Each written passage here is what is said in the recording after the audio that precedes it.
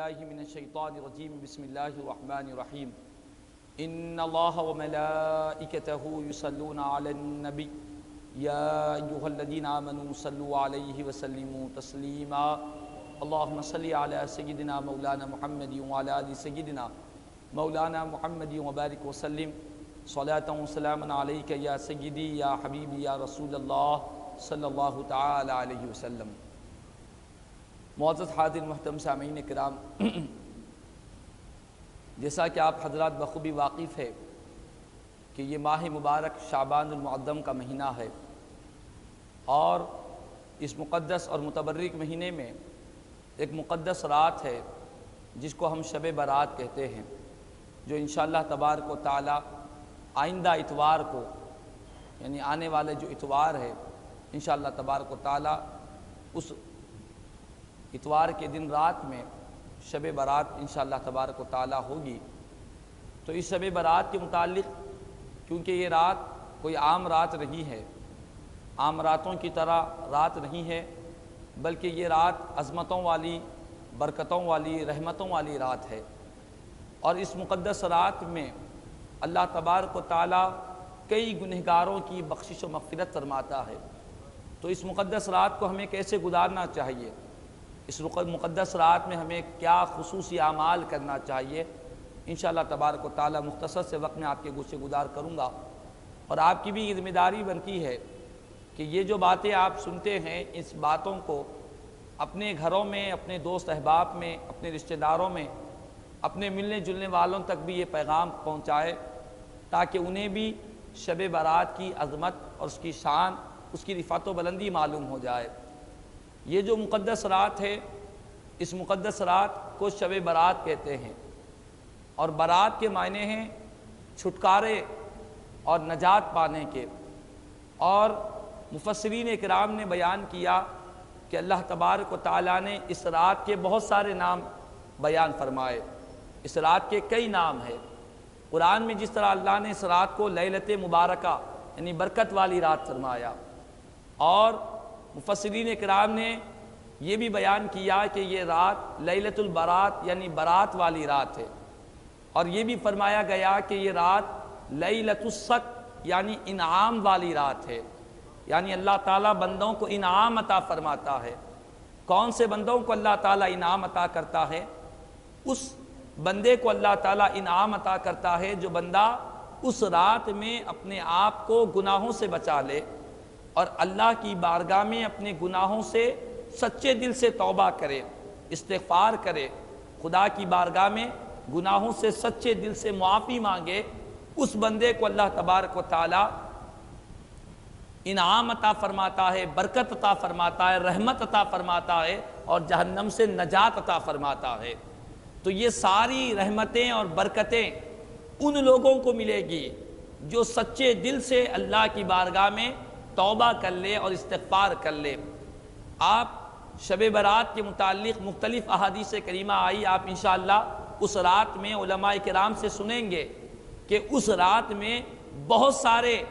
گنہگاروں کو اللہ تعالیٰ معاف نہیں فرمائے گا۔ کئی گنہگار ایسے ہیں جن کی بخشش اور مغفرت شب برات میں بھی نہیں ہوتی۔ تقریباً وہ 14 لوگ ہیں، 14 لوگ تقریباً، ان کے نام احادیث کریمہ میں بیان کیے گئے۔ ان میں سے چند یہ ہے کہ پیارے آقا نے فرمایا کہ شب برات میں ہر ایک کی بخشش ہوگی سوائے مشرک کے، مشرک کی بخشش نہیں ہوگی۔ اسی طرح فرمایا گیا کہ شب برات میں شرابی کی بخشش نہیں ہوگی، شرابی کی مغفرت نہیں ہوگی۔ اسی طرح کہا گیا کہ شب برات میں والدین کے نافرمان کی بخشش نہیں ہوگی، شب برات میں رشتہ داری کو توڑنے والے کی بخشش نہیں ہوگی، شب برات میں اپنے دلوں میں لوگوں کے تعلق سے کینہ، کپٹ، بغض و عداوت رکھنے والے کی بخشش نہیں ہوگی، شب برات میں اللہ تبارک و تعالی تکبر کرنے والا، جو تکبر کی وجہ سے ٹخنوں کے نیچے تہبند کو زیادہ رکھتا ہے، ٹخنوں کے نیچے تہبند رکھتا ہے تکبر کی وجہ سے، اس کی بھی بخشش نہیں ہوگی۔ تو شب برات میں سود خور کی بخشش نہیں ہوگی، شب برات میں جادوگر کی بخشش نہیں ہوگی، کاہن کی بخشش نہیں ہوگی۔ اس طرح تقریباً 14 گنہگاروں کا ذکر کیا گیا کہ جن کی بخشش اور مغفرت نہیں ہوگی اللہ تعالیٰ ان کو معاف نہیں فرمائے گا۔ یہ احادیث کریمہ ہے، انشاءاللہ شب برات میں علماء سے سماعت فرمائیں گے۔ لیکن اہم مسئلہ یہ ہے، اہم بات یہ کہنا چاہتا ہوں، جو احادیث کریمہ میں یہ کہا گیا کہ ان لوگوں کی بخشش نہیں ہوگی، اس کا مطلب یہ ہے کہ اگر یہ لوگ سچے دل سے اللہ کی بارگاہ میں توبہ نہ کرے، اگر یہ لوگ سچے دل سے، یہ گنہگار سچے دل سے اللہ کی بارگاہ میں استغفار نہ کرے، جو شرابی ہے، جو زانی ہے، جو والدین کا نافرمان ہے، جو مشرک ہے، جو کاہن ہے، جو سودخور ہے، جو تکبر کرنے والا ہے، جو رشتہ داروں کی رشتہ داری کو توڑنے والا ہے، ان تمام کی بخشش اس وقت نہیں ہوگی جب وہ سچے دل سے اللہ کی بارگاہ میں توبہ نہ کرے، استغفار نہ کرے۔ توبہ کسے کہتے ہیں، استغفار کسے کہتے ہیں، یہ بڑا اہم مسئلہ ہے۔ آج ہم یہ سمجھتے ہیں کہ توبہ نام ہے، صرف زبان سے توبہ توبہ کہنے کا نام توبہ ہے، یہ آج ہمارے ذہنوں میں بہت سارے لوگ کہتے ہیں، لیکن حقیقت یہ ہے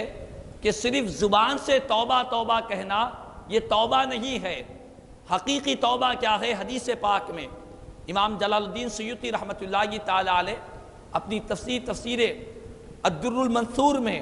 ایک حدیث پاک کو بیان فرمایا۔ حضور کی بارگاہ میں ایک صحابی رسول پیارے آقا کی بارگاہ میں حاضر ہوئے، عرض کرنے لگے یا رسول اللہ صلی اللہ علیہ وسلم مت توبۃ النصوح، آقا سچی توبہ کیا ہے؟ سچی توبہ جس کو اللہ تعالیٰ نے قرآن کریم میں ارشاد فرمایا یا ایھا الذین آمنوا توبوا الی اللہ توبۃ نصوحا، اے ایمان والو اللہ کی بارگاہ میں توبت نصوح یعنی سچی توبہ کیا کرو۔ تو حضور کی بارگاہ میں صحابی رسول نے عرض کیا کہ آقا سچی توبہ کسے کہتے ہیں؟ تو پیارے آقا نے فرمایا سچی توبہ کے تین باتوں کو، تین امور کو بیان فرمایا۔ سب سے پہلے پیارے آقا نے فرمایا ان یندم علی الذنب الذی اصاب، کہ سچی توبہ یہ ہے کہ بندہ سب سے پہلے جو گناہ اس سے ہوا، جو غلطی اس سے ہوئی، چاہے وہ گناہ شراب کی ہو، چاہے وہ زنا کی ہو، چاہے وہ گناہ والدین کی نافرمانی کا ہو، چاہے وہ گناہ تکبر کا ہو، چاہے وہ گناہ رشتہ داروں کی رشتہ داری توڑنے کا ہو،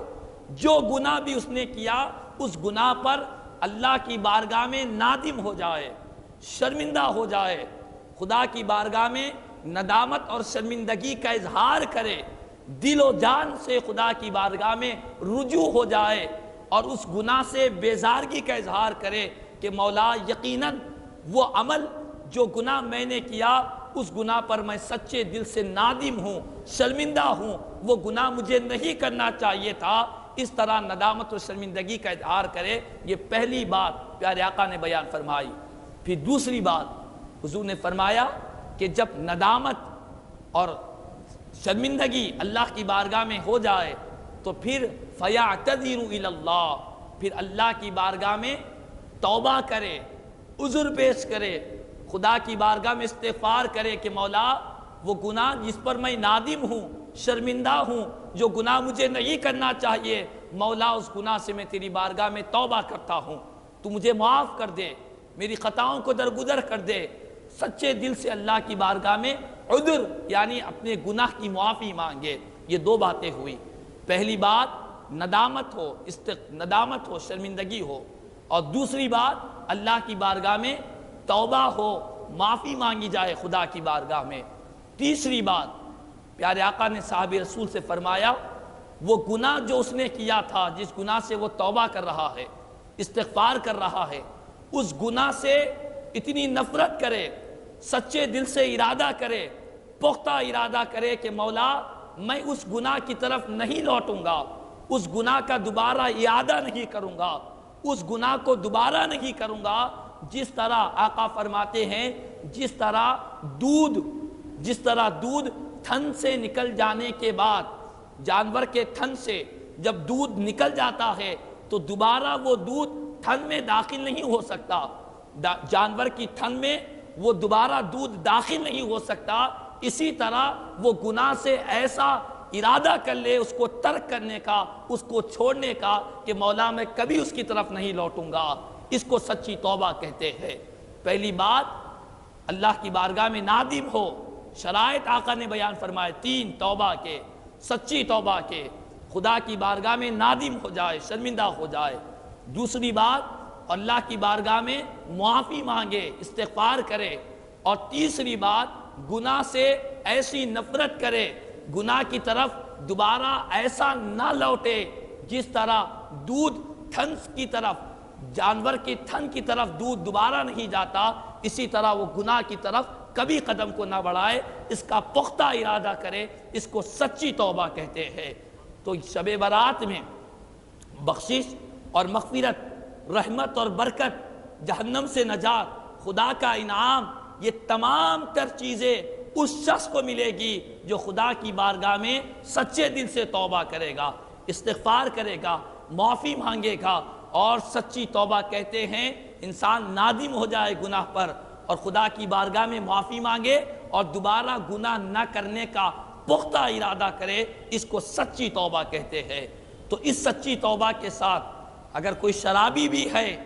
شب برات میں سچے دل سے اللہ کی بارگاہ میں توبہ کر لے، اللہ تعالیٰ شرابی کی بھی بخشش فرما دے گا۔ اگر کوئی زانی ہے، سچے دل سے خدا کی بارگاہ میں رجوع ہو جائے، نادم ہو جائے اپنے گناہ سے اور اللہ کی بارگاہ میں رجوع ہو جائے اور دوبارہ نہ کرنے کا عہد کر لے، اللہ تعالیٰ زانی کی بھی بخشش کر دے گا۔ تو خلاصہ کلام یہ ہے کہ شب برات میں کئی گنہگاروں کی بخشش نہیں ہوگی۔ اس کا مطلب یہ ہے کہ اگر وہ توبہ نہ کرے، استغفار نہ کرے، اس گناہ سے لوٹنے کا پختہ ارادہ نہ کرے، تب تک اس کا بخشش نہیں ہوگی، ان گنہگاروں کی مغفرت نہیں ہوگی۔ تو آج ہم غور کریں، ہم میں سے کتنے لوگ ایسے ہیں جو پیارے آقا نے بیان فرمائے، وہ کیفیتیں آج بڑے سے بڑے لوگوں کے اندر پائی جاتی ہے، بڑے سے بڑے نیک انسان کے اندر بھی پائی جاتی ہے۔ رشتہ داری کو توڑنا، رشتہ داری کو قطع تعلق کرنا۔ کئی سیدھے سادے لوگ بھی ہیں، نمازیں بھی پڑھتے ہیں، روزے بھی رکھتے ہیں، لیکن رشتہ داری کو توڑنے والے ہیں۔ آقا نے فرمایا کہ شب برات میں رشتہ داری توڑنے والے کی بخشش نہیں ہوگی۔ تو ان تمام چیزوں سے اللہ کی بارگاہ میں سچے دل سے توبہ کرے۔ اور ایک بات یہ بھی بیان کر دوں، جو معاملے حقوق اللہ کے ہیں، اللہ کے حقوق کے ہیں، خدا کی بارگاہ میں توبہ کرے۔ جو معاملے حقوق العباد کے ہیں، حقوق العباد کا مطلب یہ ہے کہ کسی کے مال کو لوٹ لیا تھا، کسی سے سود کا پیسہ لیا تھا، بڑھ کر پیسہ لیا تھا، کسی کے اوپر ظلم کیا تھا،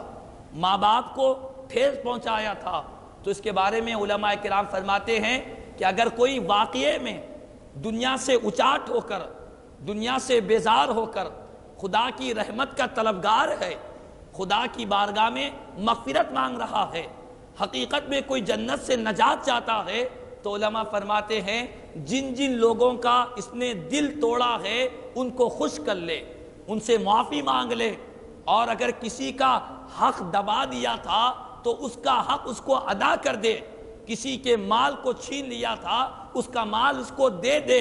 اگر دینے کی استطاعت نہیں ہے تو کم از کم اس سے معافی مانگ کر وہ حقوق کو اس سے معاف کروا لے۔ تب اللہ تبارک و تعالی حقوق العباد میں جب بندے معاف کر دیں گے تو بندوں کا رب بھی معاف فرما دے گا۔ تو یہ حقوق العباد کے متعلق ذہن نشین کر لیں۔ ایسا نہیں ہوگا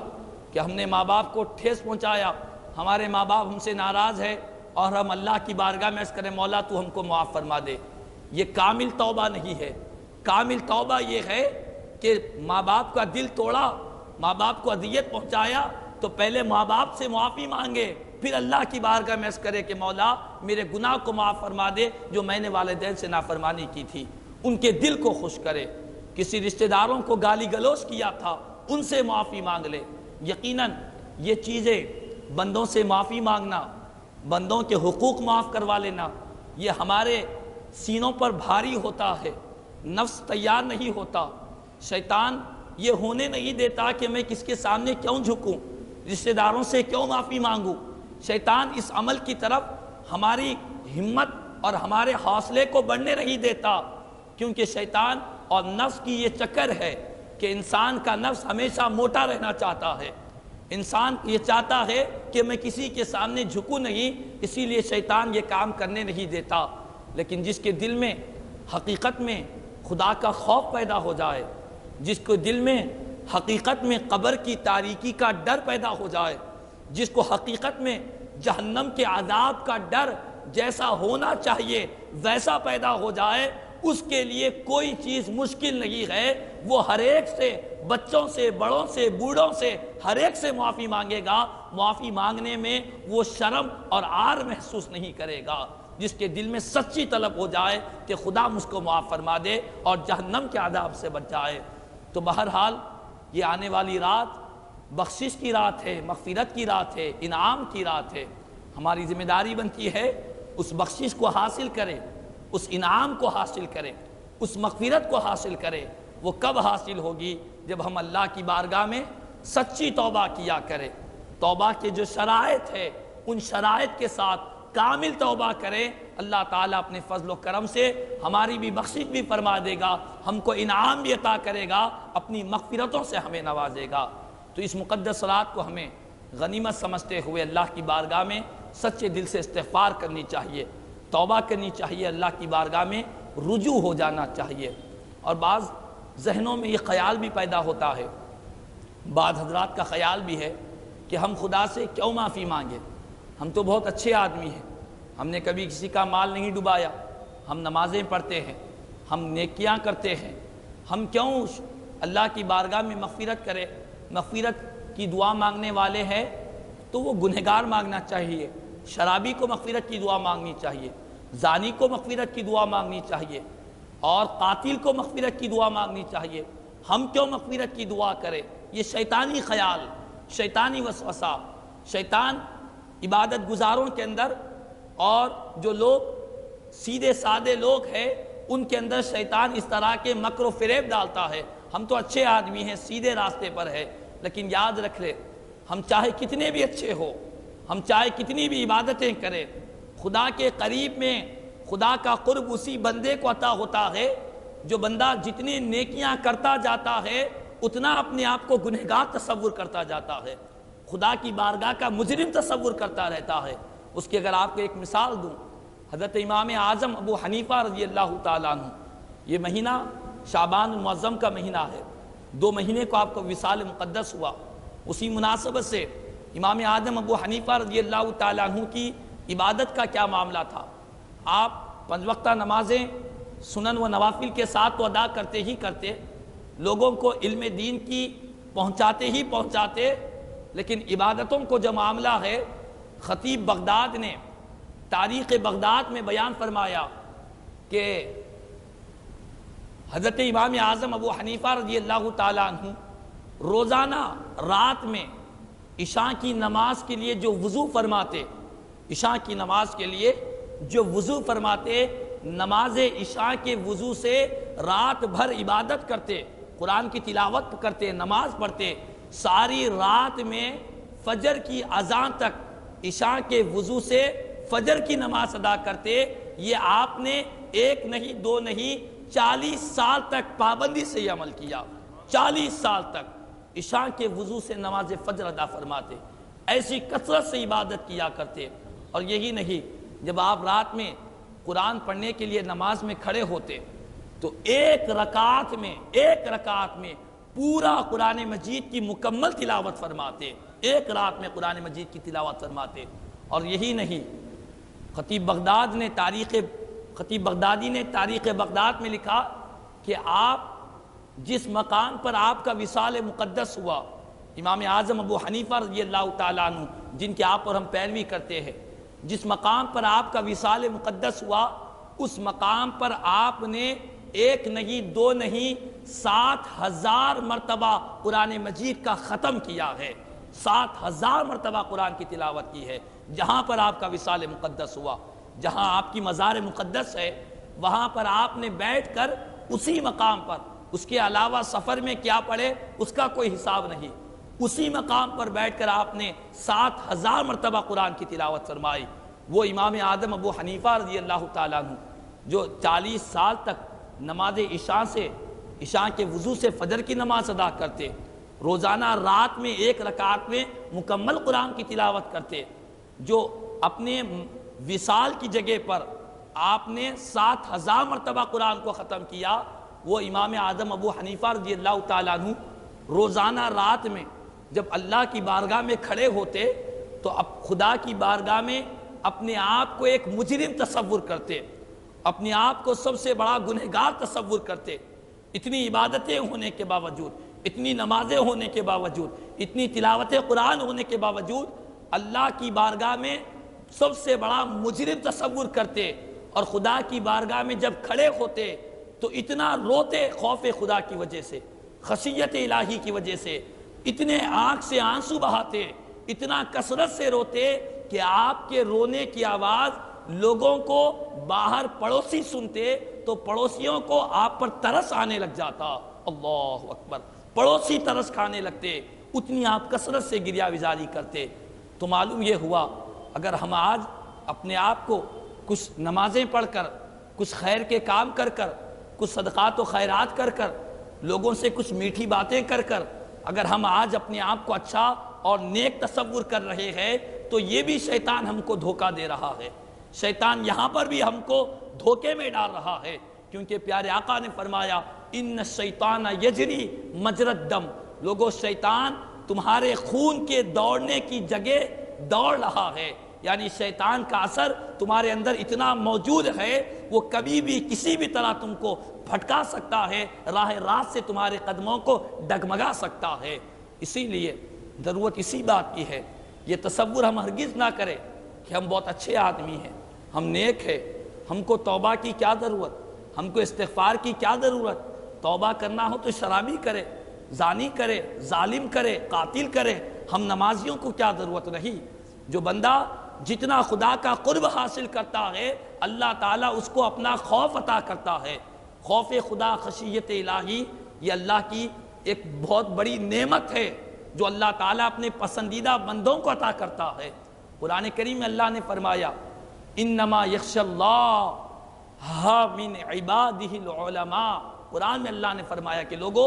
اللہ سے وہی ڈرتے ہیں جن کے سینوں میں اللہ تعالیٰ علم و معرفت عطا فرماتا ہے۔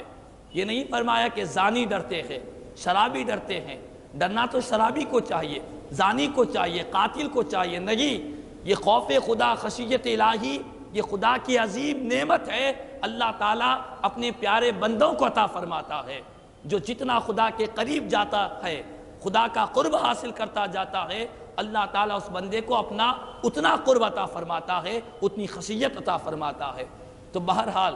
یہ تصور ہرگز نہ کرے، بہت سارے مرد و خواتین کے ذہن میں شیطان یہ خیال ڈالتا ہے کہ ہم کیوں کریں توبہ، ہم کو کیا ضرورت ہے، نہیں، توبہ ہر انسان کو کرنا چاہیے، اپنے آپ کو مجرم تصور کرنا چاہیے، اپنے آپ کو خدا کی بارگاہ کا ادنا سا بندہ اور خدا کی بارگاہ کا سب سے بڑا مجرم یہ تصور کرنا چاہیے، اور جس کے دل میں یہ کیفیت پختہ ہو جائے، صرف زبان سے نہیں، زبان سے تو ہر کوئی کہتا ہے کہ ہم تو گنہگار بندے ہیں، صرف زبان سے نہیں، زبان اور دل میں موافقت پیدا ہو جائے، یکجہتی پیدا ہو جائے، دل سے بھی اپنے آپ کو خدا کا ایک کمزور ادنا بندہ تصور جو بندہ کرتا ہے، اللہ تعالیٰ اس بندے کی ادا کو بہت پسند فرماتے ہیں۔ اسی لیے بڑے بڑے اولیاء اللہ خدا کی بارگاہ میں جب رجوع ہوتے تو اپنے آپ کو گنہگار بنا کر، اپنے آپ کو ایک مجرم بنا کر اور خدا کی بارگاہ میں توبہ کرتے، استغفار کرتے۔ بات توبہ اور استغفار کی آئی تو یہ بھی ذہن نشین کر لے، ہمارے پیارے آقا جن کے صدقے میں اللہ تعالیٰ کئی گنہگاروں کی بخشش و مغفرت فرمائے گا، امت کی مغفرت فرمائے گا، پیارے آقا بھی اللہ کی بارگاہ میں توبہ کیا کرتے، حضور بھی اللہ کی بارگاہ میں توبہ فرماتے۔ تو حضور کا توبہ فرمانا ہماری طرح نہیں ہے بلکہ امت کی تعلیم کے لیے ہے، اور خدا کو توبہ کرنا پسند ہے، اسی لیے پیارے آقا توبہ فرمایا کرتے۔ تو بہرحال شب برات آنے والی مقدس رات ہے، ہم کو ابھی سے تیاری کرنی ہے، اور اس رات کے لیے ہم تیار ہو جائے، ذہنی طور پر تیار ہو جائے۔ کسی کا ہم نے حق دبا دیا ہے، کسی کا دل ٹوٹا ہے، ہم اس سے معافی مانگ لے، استغفار اللہ کی بارگاہ میں کرے، اللہ تعالیٰ ضرور اپنا فضل و کرم فرمائے گا۔ آخری بات، شب برات میں کوئی مخصوص نماز، کوئی خاص نماز کے بارے میں اکثر لوگ سوال بھی کرتے ہیں، کوئی خاص نماز کے بارے میں کہ کیا کوئی مخصوص نماز ہے، اور اس میں بنیادی بات یہی ہے کہ سب سے پہلی بات، شب برات میں جو نمازیں ہم سے چھوٹی ہے، جو قضا نمازیں ہم سے چھوٹی ہے، ان نمازوں کی قضا کرنے کی کوشش کرے، فجر کی نماز، ظہر کی نماز، عصر کی نماز۔ اور ہمارے پاس ایک رواج یہ بھی بعض لوگوں میں غلط فہمی ہے، قضائے عمری کے نام سے یہ تصور کرتے ہیں کہ فجر کی 2 رکعت فرض نماز قضا پڑھ لیے زندگی بھر کی قضائے معاف، ظہر کی 4 رکعت فرض نماز قضا پڑھ لیے تو زندگی بھر کے ظہر کی قضائے معاف۔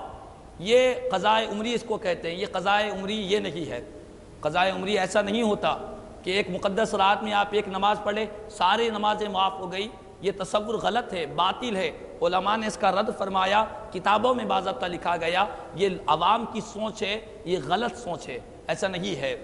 کیونکہ جو نماز قضا ہوئی اس کو ادا کرنا ضروری ہے، تو ان مخصوص راتوں میں چاہے شب معراج ہو، شب برات ہو، شب قدر ہو، ہمیں چاہیے کہ پہلے ہم قضا نمازوں کی طرف توجہ کریں۔ کچھ دن کے ہی کیوں نہ ہو قضا نمازیں پڑھیں، فجر کی نماز کچھ قضا نمازیں 5 دن کے، ظہر کی قضا نمازیں 5 دن کے، عصر کے، مغرب کے، عشاء کے، کم از کم 5 دن کے فرض نمازوں کی قضا کرے کم از کم، اور اللہ کی بارگاہ میں معافی بھی مانگے، مولا ہم نے نمازیں قضا کی، اور آئندہ قضا نہ کرنے کا عہد کرے، اور اللہ سے دعا بھی کرے کہ مولا ہمیں نمازوں کی پابندی کرنے والا بنا۔ یہ ہماری یہ سوچ و فکر ہونی چاہیے، یہ دعائیں ہونی چاہیے۔ اس کے علاوہ حدیث شریف میں امام بیہقی رحمۃ اللہ تعالی علیہ نے شعب الایمان میں اس حدیث پاک کو نقل فرمایا، اور اسی طرح امام جلال الدین سیوطی رحمۃ اللہ تعالی علیہ الدر المنثور تفسیر کی کتاب میں اس حدیث پاک کو بیان فرمایا۔ کنز العمال میں یہ حدیث پاک موجود ہے کہ مولا کائنات سیدنا علی مرتضیٰ رضی اللہ تعالیٰ عنہ فرماتے ہیں کہ معراج کی شب برات میں نے پیارے آقا کریم صلی اللہ علیہ وسلم کو دیکھا کہ نبی کریم صلی اللہ تعالیٰ علیہ وسلم 14 رکعت نفل نماز پڑھے، 14 رکعت پیارے آقا نے نفل نماز پڑھے، اور 14 رکعت نفل نماز کے بعد آقا کریم صلی اللہ علیہ وسلم ثم جلس بعد الفراغ، حضور 14 رکعت نفل نماز پڑھنے کے بعد بیٹھ گئے، تشریف فرما ہوئے، تشریف فرما ہو کر پیارے آقا نے فقرأ بأم القرآن 14 مرتن، آقا نے 14 مرتبہ سورہ فاتحہ کی تلاوت فرمائی، 14 مرتبہ سورہ فاتحہ کی تلاوت۔ فقرأ قل هو اللہ احد 14 مرہ، ثم قرأ قل اعوذ برب الفلق 14 مرہ، ثم قرأ قل اعوذ برب الناس 14 مرہ۔ حضرت مولا کائنات سیدنا علی مرتضیٰ رضی اللہ تعالیٰ فرماتے ہیں کہ حضور 14 رکعت نفل نماز پڑھے، اور 14 رکعت نفل نماز کے بعد 14 مرتبہ سورہ فاتحہ کی تلاوت فرمائے، پھر 14 مرتبہ سورہ اخلاص یعنی قل هو اللہ احد کی تلاوت فرمائے، پھر سورہ فلق یعنی قل اعوذ برب الفلق اس سورہ کی 14 مرتبہ تلاوت فرمائے، پھر اس کے بعد سورہ ناس یعنی قل اعوذ برب الناس اس سورہ کو 14 مرتبہ تلاوت فرمائے۔ اس کو آسانی کے لیے اگر آپ یاد کرنا چاہیں تو قرآن مجید کا پہلا سورہ 14 مرتبہ اور آخری کے 3 سورتیں سورہ اخلاص، سورہ فلق، سورہ ناس، یہ تینوں سوروں کو آقا نے ایک کے بعد دیگرے 14 مرتبہ تلاوت فرمائے۔ اس کے بعد مولا کائنات فرماتے ہیں فقرأ بآیت الکرسی، آقا نے آیت الکرسی کی تلاوت فرمائی 1 مرتبہ۔ آیت الکرسی اللہ لا الہ الا هو الحی القیوم جو مشہور ہے، آیت الکرسی کی آقا نے تلاوت فرمائی 1 مرتبہ۔ اس کے بعد پیارے آقا نے سورہ توبہ کی آیت نمبر 128 کو تلاوت فرمایا۔ وہ کون سی آیت ہے؟ لقد جاءکم رسول من انفسکم، یہ مشہور آیت ہے جو اکثر ختم قرآن میں پڑھی جاتی ہے۔ لقد جاءکم رسول من انفسکم، یہ سورہ توبہ کی 11ویں پارے میں سورہ توبہ کی آیت نمبر 128 ہے، آقا نے اس آیت کی تلاوت فرمائی۔ یہ عمل ہو گیا، 14 رکعت نفل نماز پڑھے، سورہ فاتحہ کو 14 مرتبہ تلاوت فرمائی، اور سورہ اخلاص، سورہ فلق، سورہ ناس، یہ تینوں سورہ قرآن مجید کی آخری صورتیں ہیں۔ ان تینوں صورتوں کو حضور نے یہ کے بعد دیگرے 14 مرتبہ تلاوت فرمائے۔ اس کے بعد 1 مرتبہ آیت الکرسی اور سورہ توبہ کی آیت نمبر 128 لقد جاءکم رسول من انفسکم یہ آیت کی تلاوت فرمائی۔ جب یہ عمل ہو گیا مولا کائنات حضور کی بارگاہ میں حاضر ہوئے، عرض کرنے لگے آقا آج میں نے آپ سے یہ عمل دیکھا ہے، آپ اس عمل کی فضیلت کیا ہے؟ تو رحمت للعالمین صلی اللہ علیہ وسلم نے فرمایا کہ اے علی، جو کوئی شخص میں نے جس طرح عمل کیا ہے، میں نے جس طرح 14 رکعت نماز پڑھی، سورہ فاتحہ پڑھے اور قرآن مجید کی آخری کی 3 سورتیں سورہ اخلاص، سورہ فلق، سورہ ناس 14 مرتبہ جو پڑھے گا اور 1 مرتبہ آیت الکرسی پڑھے گا اور سورہ توبہ کی آیت نمبر 128 پڑھے گا، آقا نے فرمایا جو کوئی ایسا عمل کرے گا اللہ تعالیٰ اس شخص کو 20 مقبول حج کا ثواب عطا فرمائیں گے، 20 مقبول حج کا ثواب عطا فرمائیں گے۔ اور آقا نے فرمایا یہی نہیں، 20 مقبول حج کے ساتھ ساتھ آقا نے فرمایا 20 سال کے مقبول روزوں کا ثواب عطا فرمائیں گے، 20 سال کے مقبول روزوں کا ثواب عطا فرمائیں گے۔ تو معلوم یہ ہوا کہ 20 مقبول حج کا ثواب ملے گا، 20 سال کے مقبول کا مطلب کیا ہے؟ جس حج کو اللہ نے قبول فرما لیا ہے، جس روزے کو اللہ نے قبول فرما لیا ہے، ایسے 20 سال کے مقبول حج کا اور 20 سال کے مقبول روزوں کا ثواب عطا فرمائے گا۔ اور آقا نے فرمایا یہ رات کا عمل تھا، جب دن ہو جائے اور دن میں اس نے روزہ رکھا تو ایک روزے کے بدلے اللہ تعالیٰ 2 سال کے روزوں کا ثواب عطا فرمائے گا، ایک گزشتہ سال کے روزوں کا اور دوسرا آئندہ سال کے روزوں کا ثواب عطا فرمائے گا۔ تو بہرحال